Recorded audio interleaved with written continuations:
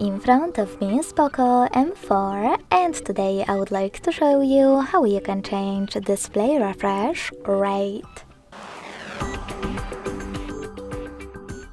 Firstly, go into Devices Settings and scroll down just a bit to access Display. Following that, scroll down again and tap on Refresh Rate. Then tap on the best one for you in order to apply it. And go back. So when I do that, as you can see, screen refresh rate of my POCO has changed.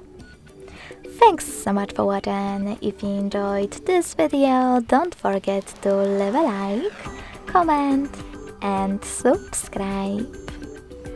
Bye!